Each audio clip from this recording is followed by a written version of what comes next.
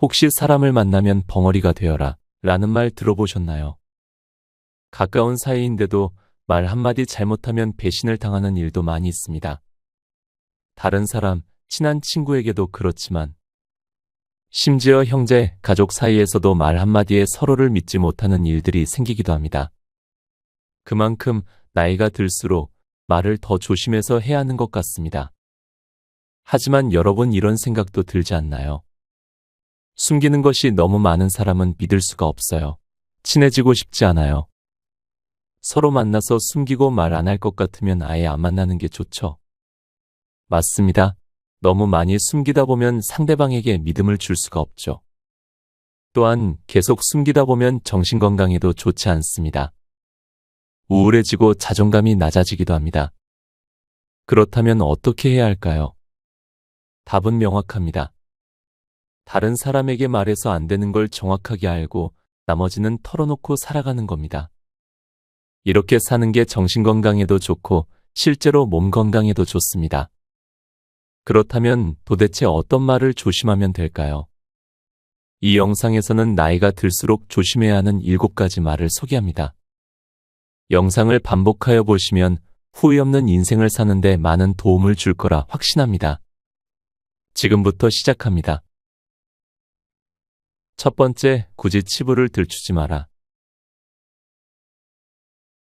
인간관계는 자주 만나다 보면 할 말이 없어진다. 그리고 어느 순간 나의 사생활을 하나씩 이야기하게 된다. 먹었던 음식이나 놀러 갔던 곳처럼 사소한 이야기를 하는 건 괜찮지만 얘기하다 보면 이야기가 현재에서 점점 과거로 들어간다. 여기서 문제가 생긴다. 우리는 모두 과거의 부정적인 경험이나 실수를 겪는다. 그리고 그 부정적인 과거를 상대에게 꺼내는 순간 나의 치부가 된다. 상대방에게 한번 뱉은 치부는 내가 없애보려고 해도 없어지지 않는다. 사생활을 상대에게 말하면 말할수록 상대의 손에 더 많은 화살을 쥐어주는 것과 같다. 그리고 어느 순간 그 화살은 나에게 돌아온다. 언젠가는 나에게 상처를 입히는 치부가 되어 돌아온다. 무엇이건 간에 과하면 좋은 것은 없다. 사생활을 털어놓는 게 안 좋다는 걸 늦게 깨달으면 안 된다. 따라서 나이가 들면서는 어떠한 부정적인 과거를 감추고 현재의 긍정적인 변화와 성장에 집중할 필요가 있다. 치부를 드러내는 건 나에게도 좋지 않다. 나의 현재 모습을 부정적으로 볼 수 있기 때문이다. 치부를 감추고 긍정적인 이야기를 나누자. 두 번째, 절대 생색내지 마라. 나니까 너한테 이렇게 해주는 거야. 이게 나야. 이렇게 주변에는 말만 꺼내면 생색내는 사람이 있다. 왜 그럴까? 인간은 기본적으로 자존감을 지켜야 하는 숙명을 타고난다. 자존감은 곧 나의 존재 이유이기 때문이다. 그렇기에 무슨 행동을 하던 자존감이 부족한 사람들은 나를 지키려고 애쓴다. 생색내는 사람은 성공하면 내 덕분이고 실패하면 남의 탓이라고 한다. 그리고 실패하면 이런 말을 덧붙인다. 나는 이러이러한 이유 때문에 안 했어. 나는 정당해. 생색내는 것 또한 같은 의미다. 주변에 밥 한 번 샀다고 생색내는 사람이 많다. 그런 사람들은 다른 사람을 위해서 밥을 산 게 아니다. 나의 자존감을 위해서 산 거다. 나의 자랑을 하기 위해서 산 거다. 나의 일을 과도하게 티를 내며 본인의 자존감을 챙기고자 하는 것이다. 자신의 행동이 실제로는 쥐꼬리만한 도움이 됐음에도 불구하고 일부러 그것을 부풀리고자 생색을 내는 것입니다. 나이가 들수록 생색내지 마라. 당신이 생색을 내는 순간 당신의 자존감은 바닥을 보이는 거다. 절대 생색내지 마라. 그냥 밥을 사라. 세 번째, 아프다 마라. 기분은 전염되고 사람은 기분으로 살아간다. 항상 이성적 판단을 하고 사는 것이 아니라 습관적으로 상황을 인식하는 것이고 그 상황 인식을 담당하는 것이 감정이다. 그러한 감정의 주체가 바로 기분이다. 그래서 기분은 마음 상태를 주관하고 기분에 따라서 행복과 불행이 갈린다. 그런데 기분은 나와 남의 관계에서 비롯되는 경우가 많다. 내 기분과 남의 기분을 좌우하는 것이 바로 일상의 대부분을 차지하는 말이다. 말은 소통의 도구일 뿐만 아니라 마음의 밭이다. 그래서 어떤 마음 상태가 발현되어 말이 되는가가 내가 행복하고 남이 행복한 씨앗인 것이다. 우리는 하루에도 수만 마디 말을 하며 사는데 이 말의 수만큼이나 기분이 좋다, 나쁘다, 언짢다, 상했다, 내키지 않는다, 망쳤다, 괜찮다, 그저 그렇다 등으로 표현되는 것이다. 위에서 언급한 기분을 나타내는 형용사는 대부분 부정적인 말이 많다. 아무래도 불완전한 사람의 심리를 지키고자 하는 불안감에서 나온 방어적 기제라는 생각이 든다. 그럼에도 우리는 좋지 않은 기분을 전염시켜서는 곤란하다. 마음의 밭에 안 좋은 씨를 뿌리면 우리의 미래는 불행한 결실을 맺을 것이다. 당장은 불안하고 부정적인 것이 더 강하게 기분을 장악하더라도 듣기 좋은 말을 해야 한다. 내게든 남에게든 말이다. 그런데 참으로 안타까운 상황을 자주 목격하게 된다. 노인 몇 분이 거리에서 만나면 바로 그 자리에서 종합병원을 차린다. 나는 허리가 아프고 당신은 머리가 쑤시고, 그리고 또 당신은 관절염에 당뇨에 고혈압 그리고 신부전증이 어떻고 모두가 환자다. 안 아프다고 괜찮다고 살만하다고 하는 노인을 찾기가 어렵다. 물론 아플 것이다.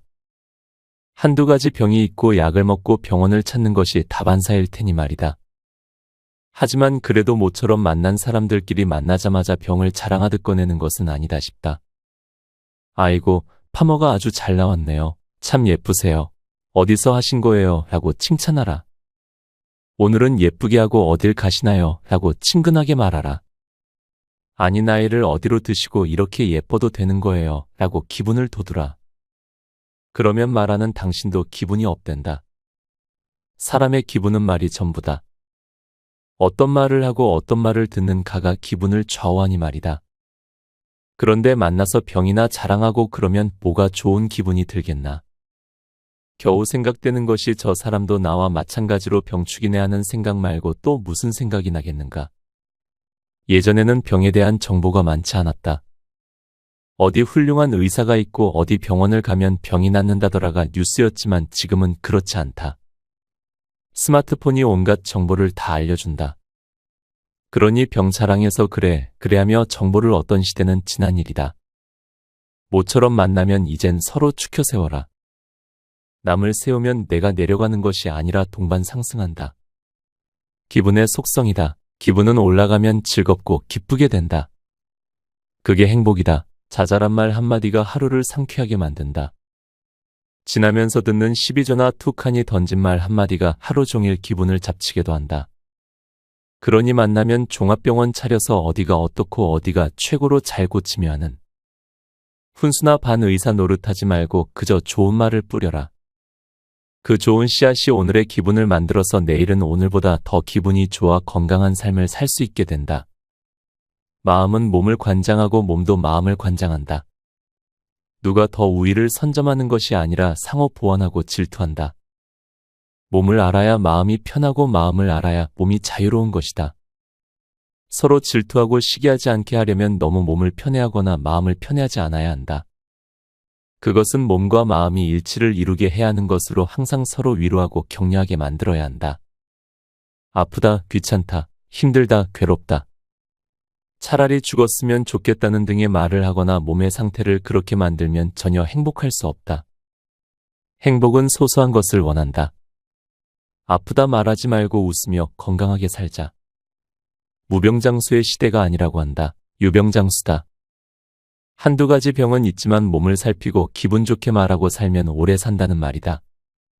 제발 아프다고 말해서 기분을 다운시키지 마라. 네 번째, 궁금해도 묻지 마라. 노인대학으로 출강을 하거나 나이 드신 분들을 상대로 하는 강의에서 빠지지 않고 등장하는 나의 주제가 바로 하지 마라이다. 첫 번째가 궁금해도 묻지 마라이다. 육신이 자유롭지 못할수록 궁금한 것이 많아진다. 민첩성이 떨어지기 때문에 더욱 그럴 것이다. 세상은 빠르게 변하는데 미치지 못하는 감각이나 새로운 지식으로 인해서 궁금증이 확장되는 것이다. 매일 매시간 새로운 것이 쏟아져 나오는 시대에 살고 있다. 잠시만 머뭇거려도 모르는 것이 주변에 질비하게 생기는 것이다. 그래서 아날로그 세대는 늘 궁금해서 미칠 지경이다. 디지털 세대의 흐름을 따라갈 수 없기 때문이다. 그 속도와 리듬은 가히 신기할 정도다. 양손으로 스마트폰을 두드리는 것을 보면 피아노 연주자의 손길에 비견할 바가 아니다. 그러한 신세대들의 정보 접속에 비하면 우리 같은 아날로그 세대는 참으로 답답하기 그지없는 것이다. 그래서 묻는다. 직설화법으로 그게 뭐냐고? 그러면 돌아오는 답은 두 가지의 형태를 띈다. 시니컬하게 못 들은 척하거나 아니면 반항적인 투의 직접 알아보세요 라는 식이다. 참 치사하고 아니 꼽다. 하지만 정 궁금하면 그 수밖에 없다. 아니 그 수밖에 없다고 단정 지어야 할 것이다. 하지만 아니다. 우리 세대는 지혜롭게 지금에 이르렀다. 그래서 고난과 역경을 이기고 살아온 지금까지의 생인데 이처럼 단순하게 한 방에 무너질 수는 없지 않나? 어떻게 늙은 것인데. 감히 젊은 세대에게 구박이나 받는다면 아니 될 일이다. 그래서 한마디 한다. 감정을 최대한 누그러뜨리고 말이다. 얘야, 넌 좋겠다. 알고 싶은 걸 후다닥 해치우니 말이다. 참 보기 좋구나. 이렇게 관심을 애들에게 먼저 보이면 의외로 자기가 아는 것을 순순히 말해준다. 애들은 역시 우리보다 단순하고 순진하다. 칭찬을 받으면 바로 머쓱하니 보답을 하려 한다. 그래서 나는 알고 싶은 걸 알아낸다. 바로 묻지 마라. 성급하게 굴면 애들은 우리보다 더 성급하고 까칠하다. 그러니 지혜롭게 살아온 방법대로 돌아가는 길을 알면 되는 것이다. 애들의 지금 상황을 칭찬하고 격려하고 위로하면서 알고 싶은 것을 간접적으로 표현하면 알려주는 것이다. 가령 이렇다. 다 큰 딸내미가 자정을 넘어서도 안 들어온다. 이미 그러면 부모 가슴은 끓기 시작한다. 끓어 넘쳐서 마치 밥물이 넘치는 것처럼 속이 끓어 혈압이 상승한다. 그야말로 뚜껑이 열리기 직전이다. 씩씩거리면서 아니 인연이 지금 몇인데 아직도 들어오지 않는 거야. 인연 들어오기만 해봐라. 이렇게 마음 먹지 마라. 분노는 독이다. 자기를 해치는 강력한 스트레스다. 그러니 누그러뜨려야 한다. 그리고 차분하게 앉아서 심호흡을 하고 마냥 그냥 기다리지 말고 책이라도 한 줄 읽으면서 사랑스러운 딸의 귀가를 기다려라. 그러면 품위마저 느껴진다. 그리고 집 안으로 들어서는 딸에게 부드럽게 미소를 짓고 말하라. 아이고, 사랑스러운 우리 딸. 오늘 좋은 일이 있었나 보네요. 지금 들어오는 걸 보니 그래 피곤할 텐데 들어가서 쉬어라. 고생했다. 이렇게 말하면 처음에는 우리 엄마가 살짝 맛이 갔나라고 생각할지 모른다. 하지만 이내 자기가 왜 늦었는지 이실직 구하는 것이다. 엄마 사실은 말이야 내 친구 소희 있지? 걔가 오늘 생일이라고 해서 파티하고 영화 보고 오느라 늦었어요. 다음엔 안 늦을게 라고 자진해서 실토하는 것이다. 문을 열고 들어오자마자 딸한테 하니 그래 뭘 하다 이렇게 늦었니? 다 큰 계집애가 세상이 어떤 세상인데 지금까지 돌아다니고 지랄이야. 그래 뭐하다 들어온 거니 이년아 말해봐 어서 라고 하면 이미 엄마의 말을 반은 듣지 않고 자기 방으로 휙 하니 들어간다. 방문을 쾅 하고 소리 내면서 말이다. 그런 일을 다반사로 겪으면서도 마치 기억을 잊어버린 사람처럼 매번 같은 말을 뱉어내는 건 우매한 어른이다. 그러니 감정을 사귀고 딸로 인해서 자기의 소중한 마음을 썩이지 말고 책이라도 보거나 음악이라도 들으면서 자기만의 유익한 시간으로 기다림을 채우고 품격 있게 한마디 하면 된다. 그래 오늘도 수고했다. 푹 자고 내일을 희망으로 맞이하자. 그러면 오늘딸에게 궁금했던 모든 문제가 풀린다. 딸이 알아서 다 말해주기 때문이다. 그러니 궁금해도 묻지 마라. 스스로 알아서 말하게 하라. 그것이 어른의 말이다. 5번째, 노여워 마라. 나이 들면 애 같다고 한다. 일면 맞는 말처럼 들린다. 애들이 작은 일에 서러워하는 것처럼 나이 들어서는 별일도 아닌데 노여운 마음이 생긴다. 나 또한 예외는 아니기 때문에 격하게 부정하고 싶지 않다. 근본적인 문제, 즉 노여움이 야기되는 것은 소외감이다. 존재에 대한 인정을 받지 못할 때 노여워지는 것이다. 한 번은 동호회 모임에 나만 빠지고 모임을 가졌다는 소문을 들었다. 그래서 여간 놓여온 게 아니었다. 아니 그럴 수가 있어 하면서 내가 누군데 감히 나를 제외하고 자기들끼리만 모였단 말이지 하면서 자존심이 상해서 누구한테 말도 못하고 내심 끙끙거리고 있는데 전화 한 통을 받았다. 같은 동호회 참석자한테서 말이다. 말인즉슨 아니 왜 어디가 아픈 거냐? 요즘 그렇게 잘 나가냐? 그러면서 모임에 나오지 않은 것을 비아냥거리면서 물어보는 것이다. 아니 이런 적반하장이 있나? 그래서 나도 화가 치밀어서 그럴 수 있냐고 내가 그래도 전 회장인데 감히 나를 쏙 빼고 전 현직 임원회의를 했다니 말이 되냐라고 노여움을 폭발시켰다. 그랬더니 아니 왜 연락이 안 갔냐고 문자를 확인하라고 직격탄이 날아오는 것이다. 그래서 일단은 알았다고 얼버무리고 전화를 끊고 나서 문자를 확인했더니 웬걸. 며칠 전에 문자가 온 걸 미처 확인하지 못했던 것이다. 아차 싶었지만 이미 성질 못되고 막무가내인 사람으로 낙인 찍혔구나 하는 생각이 들었다. 그래서 다시 전화를 걸어 죄인이 된 기분으로 미안하다. 내가 미처 문자 온 걸 확인 못해서 그랬노라고 당신만 알고 있으라 라고 유야무야 넘기고 말았다. 사소한 것을 놓치고 버럭 화부터 낼 사안이 아니라 조금 더 참고 통보가 안 된 이유를 확인했으면 될 일인데 참으로 난감한 경우가 된 일이다. 어느 노인정에 갔던 할머니 한 분의 얘기다. 모 봉사단체에서 과자와 사탕을 준비해서 노인들에게 주었는데 그 분배 과정에서 자기한테는 사탕이 5개밖에 안 주더라는 것이다. 다른 노인들은 보니까 모두 6개나 7개, 많게는 9개까지 받은 사람도 있는데 자기만 5개라며 노발대발했다는 것이다. 저절로 웃음이 나는 일이다. 최소한 나는 저렇게 늙지 말아야지 하는 마음을 먹은 적이 있었다. 한 줌씩 주다 보면 조금 많이 집히는 경우도 있고 덜 집히는 경우도 있어. 그 수가 차이가 나는 것일 텐데 자기만 손해를 본 것 같아 노여워하는 것이다. 종래는 목숨까지 다 주고 가는 게 인생인데 뭐 그리 대단한 것도 아닌데 노여워하는지 안타까울 뿐이다. 더 심한 사례도 있다. 어느 가수가 노인정에 초대를 받아서 노래를 부르는데 그 옆에 있던 봉사자가 슬며시 테이블에 과자와 빵을 갖다 놓았다고 한다. 그랬더니 할머니 할아버지가 노래도 끝나지 않았는데 우르르 몰려가서는 과자와 빵을 집어가는 바람에 노래하던 가수가 멋쩍게 노래를 마쳤다고 한다. 요즘은 못 먹어서 건강을 잃는 사람보다 많이 먹어서 건강을 해치는 경우가 더 많다고 들었다. 그깟 과자 부스러기나 빵을 먹기 위해서 손님 초대해놓고 우왕좌왕한다는 건 상식 이하의 행위다. 내 것 챙기느라 손님 앞에서 추한 꼴이 된 것이다. 남보다 못 가져서 남보다 덜 먹어서 화를 내고 노여워하는 일은 어른의 태도가 아니다. 내가 못 가지면 남이 더 가져 좋은 일이 되겠구나 하는 비록 도에는 이르지 못하더라도 내가 좀 손해를 보더라도 속상해하지는 말아야 한다. 물질로부터 소외되는 것은 그리 대단한 것이 아니다. 영혼이 소외되는 것이 더 마음 아픈 일인 것이다. 세상을 살아온 지혜로 더 넉넉하게 수용하고 바라보면 어른의 품격을 지닐 수 있다. 아등바등 집착하지 말고 별일 아니라며 마음을 내려놓고 노여움이란 단어를 마음속에서 지워야 한다. 노여움이 노인들의 전유물처럼 인식되어선 안 된다. 아이들이 갖는 서러움이야 성장의 과정이 될 수 있지만 노여움은 아무 쓸모없는 하등의 감정이다. 그러니 나이 들어서 추잡하게 먹는 것에 연연하거나 입는 것에 질투하고 가진 것에 노여워하지 말기 바란다. 나 또한 마음의 분산을 막고 기다리고 여유를 가져 점검하고 정리해서 살아야겠다. 노여움이란 존재의 소외감에서 오는 것이 다반사인데 있는 듯 없는 듯하며 여생을 살겠노라고 다짐하라.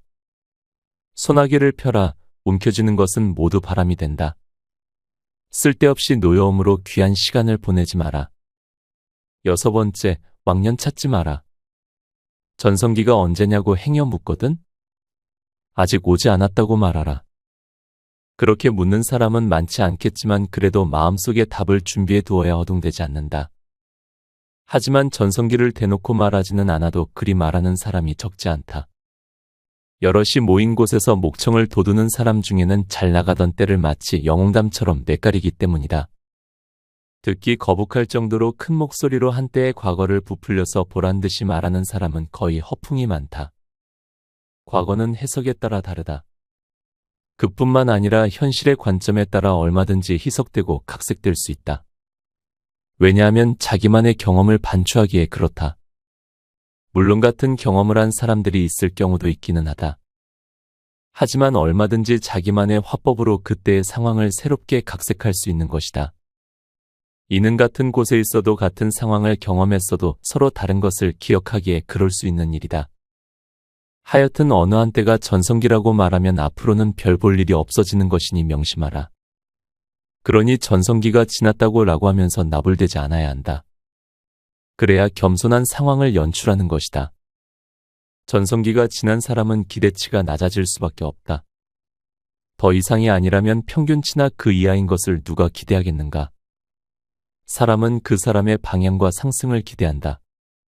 그런 에너지를 가진 사람과 친분을 갖고 싶은 것이지 결코 하락하는 에너지의 사람과 가까이 할 이유가 없는 것이다. 자랑과 똑똑함은 친밀감을 쌓는데 장애 요인이 된다. 관계는 허술해야 서로 엮이는 것이지 똑똑함의 정교함이나 이미 완성된 이미지는 서로 다른 면으로 부합하기가 어렵고 애써 관계를 시도하기가 갑갑한 것이다. 그러니 이제부터라도 초보된 것을 말하라. 나는 요즘 이러한 것을 배우고 있는데 좀 가르쳐 줄 사람 없나요? 라고 하면 스스럼없이 다가설 수 있다. 그렇지 않고 나는 이것도 해봤고 이것도 잘하고 만능이라는 인식을 심어주면 꼴값한다고 생각하지 잘났다고 인정해주지 않는다. 몇십 년 전의 일을 사람들한테 미주알고주알 말해봤자 그냥 귓등으로 듣고 만다. 소기의 경 읽기처럼 무감해하는 것이다. 그러니 엊그제 일을 말하라. 아니 오늘 당장 한 일을 말하라. 새로 배우고 있는 기타와 손글씨를 얘기하라. 그러면 사람을 얻게 된다. 특히나 젊은 사람을 등에 업을 수 있는 좋은 기회가 된다. 나도 왕년에 다 해본 건데 지금 잊어서 잘 안 되고 못할 뿐이라는 말은 삼가라. 사람은 나보다 잘난 사람 별로 좋아하지 않는다. 내가 한 수 가르쳐주고 싶어하는 사람을 좋아하는 것이다. 그러니 제발 나이 들어서 왕년 찾지 말길 바란다. 모르는 척, 못하는 척, 미숙한 척을 하라. 그러면 주변에 사람을 둘 수 있다. 그리고 그들의 신선함을 배우고 느끼면서 살 수 있는 것이다. 고리타분하니 동년배들과 몰려다니면서 춤추고 노래하고 술 마시는데 시간을 버리지 말라. 사는 일은 평생 배우고 깨우치는 일이다. 일반적인 답이 아니라 자기만의 질문을 갖는 것이 삶을 제대로 사는 것이다. 모두가 좋아한다고 나도 좋은 것은 아니다. 내가 좋아야 한다. 남이 뭐라 해도 나만의 개성을 살릴 수 있는 어떤 이로운 것을 배우라. 그리고 배운 것은 필히 남을 주어야 한다. 지식도 기능도 혼자만 갖고 있으면 썩는다. 고인 물이 썩듯 아는 것을 가두고 있으면 썩는다. 배워서 남을 줘야 한다. 하지만 배우는 과정은 겸손해야 하니 전성기 얘기는 꺼내지 말고 잘난 척하지 마라. 현역 시절의 전문성은 가르치고 은퇴 후에는 새로운 것을 겸손하게 배워야 한다. 늘 가르치기만 해서도 안 되고 늘 배우기만 해서도 지혜롭게 사는 것이 아니다. 순환이 몸의 기능이듯이 정신에 순환이 있어야 한다. 그것은 가르치고 배우는 것을 같이 해야 한다는 것이다. 전성기 운운하며 배우기를 멈추고 큰소리치고 왕년 찾는 사람 치고 제대로 된 인물을 못 봤다. 그러니 지난 얘기는 하지 마라. 은퇴 후의 삶이 멋져야 유종의 미를 거둔다. 사람이나 일이나 끝이 좋아야 한다. 늘 말하지만 시작점이 중요한 것이 아니라 마침점이 중요하다. 그 사람 이름 뒤에 물음표가 남으면 우습지 않은가? 김영빈이 누구지 보다는 멋진 수식어를 남겨라. 7번째, 탓하지 마라. 사는 일이 어찌 만만하랴. 생각대로 된 일보다 생각지도 못한 일이 벌어져 난감한 일이 더 많지 않았던가. 그래서 과거의 어느 한 시점으로 돌아간다면 다른 결정과 선택을 했을 거라는 미련이 늘 있게 마련이다. 나 또한 그 범주에서 자유롭지 못하다. 젊어한 때 선택의 기로에 서서 지금의 현실을 만들어냈던 것인데 다시 그 기회가 주어진다면 다른 쪽을 선택해서 살고 싶은 것이다. 물론 지금의 현실을 부정하는 것은 아니다. 피하고 싶어 안달이 나서 하는 말도 아니다. 다른 선택 결과를 추이해 보고 싶은 것이다. 로버트 프로스트에 가지 않은 길에 대한 궁금증이 생기는 것이다. 그래서 지금 알고 있는 것을 그때 알았더라면이라는 멋진 시구도 있는 것이다. 하지만 결과에 초연하게 살 수만은 없는 듯하다. 어쩌다 지난 일을 얘기할 때 유난히도 과거에 발이 묶여서 현실이 힘들다고 푸념하거나 절망하는 사람들이 많다. 그때 그 인간만 만나지 않았어도 내가 지금 이렇게 살진 않는다. 라고 하소연을 하는 사람들은 대부분 아내들이고 그 인간을 지칭하는 것은 같이 사는 남편을 3인칭으로 표현하는 것이다. 때론 그때 그 돈을 공공한테 빌려주지만 않았어도 지금 떵떵거리고 살 건데 하는 말은 가까운 지인이나 친인척을 일컫는다. 그러고 보면 상처의 거리는 지척에 있는 것이 맞는 것 같다. 멀리 있는 사람은 도움도 안 되지만 아픔도 주지 않는다. 그저 배경처럼 구성원에 지나지 않는다. 문제는 가족을 비롯해서 친인척 또는 가까운 이웃인 것이다. 그들은 사정을 알고 있고 그 사정을 빌미로 삼아 서로 이익을 취하거나 손해를 끼치게 되어 있다. 거리감이, 친밀감이 그렇게 상호작용을 는 것이다. 상호작용이라는 것은 내가 어떠한 행위를 해서 그 행위에 반응하는 결과로 이루어진다. 그 결과가 나에게 또는 그에게 좋으면 선행이고 나쁜 결론이면 악행이 된다. 서로 좋거나 서로 나쁘게 작용할 수도 있고 나만 나쁘고 상대가 좋은 경우도 물론 있고 난 좋은데 상대가 나쁜 경우도 덜어 있다. 하지만 대개의 경우는 서로 좋거나 서로 나쁘거나 한다. 그래서 불만이 생기고 불평등이 일어나서 관계가 소원해지거나 악연이 되기도 한다. 관계의 기본이 깨지는 것이다. 물론 서로 좋아서 잘 유지되는 것이 더 많을 것이다. 하지만 손익이 발생해서 관계가 악화되는 것이 가끔 있다. 그러한 거래에 대한 결과는 수치상으로 같다고 해도 심리적 평등이 이루어지지 않으면 불공정한 거래가 된다. 가령 똑같은 수익이 발생해서 처음에 계약한 대로 똑같이 분배를 했다고 해도 한쪽이 억울한 면을 드러내면 억울한 처사가 된다. 나보다는 사정이 나은데도 똑같이 분배했다고 불평을 하는 마음이 있으면 그렇게 되는 것이다.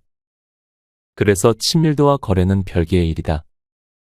하여튼 거래가 성사되고 깨지고 해서 관계가 악화되면 탓을 하게 된다. 변명으로 자주 등장하는 탓이라는 단어가 감정을 등에 업고 얘기거리에 나타나는 것이다. 그때 그 사람 말을 듣지 말았어야 했어 라든지 그때 그 인간에게 돈을 빌려주지 않았어야 되는데 라든지 과거의 한 시점을 두고 사람을 탓하는 것이다. 아니면 자책을 하면서 내가 미친년이지. 또는 내가 미친놈이지 그때 정신을 좀 차리고 이성적으로 판단했어야 하는데 그놈의 정 때문에 일을 망쳤어. 라는 말로 자기 탓을 하는 것이다. 성당에서 미사를 볼 때 의식 중 하나로 내 탓이오, 내 탓이오. 내 큰 탓이로소이다 라며 가슴을 치는 행위가 있다. 이는 반성의 말로 얘기하는 의식이다. 하지만 일상적인 대화에서 내 탓이라고 자책하는 것은 바람직하지 않다. 그렇다고 남을 탓하는 것도 볼성사납다. 그러니 자기 탓도 남 탓도 하지 말고 그때의 과오를 잊지 말고 앞으로의 선택이나 결정에 참고하여 신중하면 된다. 굳이 남을 탓해서 내 감정의 소요를 잠재울 필요는 없다. 쏟은 물을 다시 담지 못할 바에야 그 이미지를 말로 되풀이하는 것도 정신건강에 도움이 안 된다. 그러니 탓하지 말고 현실을 담담하게 받아들여라. 어제의 결론이 바로 오늘이자는가. 오늘은 또 미래의 발판이 된다. 오늘 내가 걷는 길이 내일의 목적지가 되니 오늘을 행복하게 긍정적으로 살라. 그러면 된다. 과거에 대한 복수는 오늘을 참신하게 성실하게 살아내는 것이다.